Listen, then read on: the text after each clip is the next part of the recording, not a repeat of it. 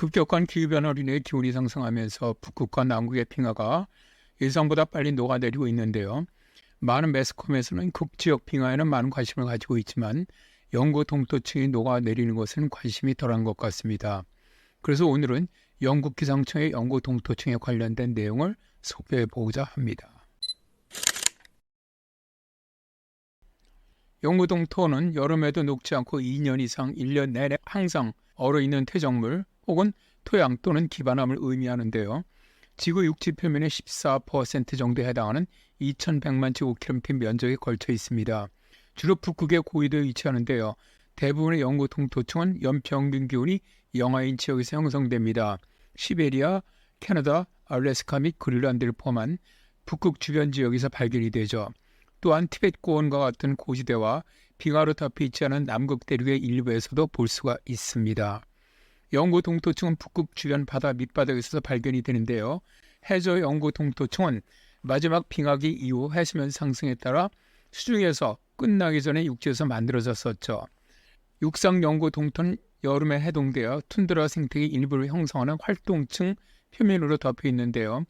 눈이나 토양 유형에 따라 두께가 몇 센티미터에서 몇 미터 사이가 됩니다.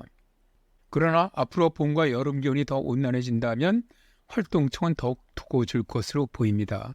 사진은 알래스카에 붕괴된 해안선을 보여주는 사진으로 얼어붙은 영구 동토층과 그 위에 더 어두운 활성층이 있고요. 그 위에 풀이 덮여 있습니다. 앞으로 지구온난화가 심화되면 영구 동토층의 부피가 크게 감소할 텐데요. 연구에 따르면 지상 상부 2m 내의 영구 동토층의 부피는 지구 표면 기온이 1도 상승할 때마다 10에서 40% 정도 감소할 것으로 예상합니다. 영구 동토층의 해빙은 지역 생태계 또 인간 사회 및 지구 기후에 광범위한 영향을 미칠 수 있는데요. 첫 번째로 영구 동토층이 녹으면 집안이 불안정해지고 산사태가 발생하며 건물 및 교통망과 같은 인적 기반 시설을 위협할 수가 있습니다. 수백만 명의 사람들이 영구 동토층 해빙의 위험이 높은 지역에 살고 있는데요. 일부 러시아 도시의 건물 최대 80%와 칭하이 티베트 고원의 노면 약 30%가 영구 동토층 해빙과 관련된 피해를 보고하고 있고요. 지구온난화가 계속된다면 북극 주변의 주요 인프라의 30에서 50%가 2050년까지 높은 위험에 처할 것으로 예상이 됩니다. 둘째, 영구 동토층 해빙은 식물의 뿌리에 사용할 수 있는 토양 깊이를 증가시킬 수 있을 뿐만 아니라 토양의 배수 특성을 변화시킬 수 있죠. 둘 다 식물 군집에 큰 영향을 미칠 수 있는데요. 사진은 알래스카의 한 숲에 있는 나무들로 영구 동토층의 침하로 인해서 여러 나무가 서로 다른 방향으로 기울어져 있는 사진입니다. 셋째, 지구기후는 영구 동토층의 해빙에 영향을 받을 수 있는데요. 얼어붙은 토양에는 수천 년 동안 갇혀있던 유기물이 포함되어 있습니다. 그런데 영구 동토층이 녹게 되면 미생물과 다른 유기체가 토양을 분해하면서 온실가스인 이산화탄소와 메탄을 방출하게 되지요.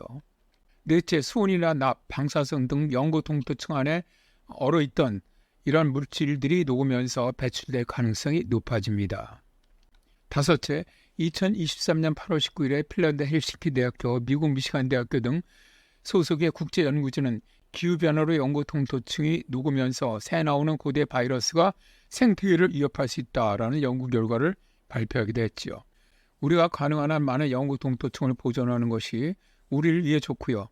따라서 지구 기후와 자연 및 인간 공동체에 미치는 영향을 제한하기 위해서는 지구 온도가 더 이상 오르지 않도록 하는 것이 중요합니다.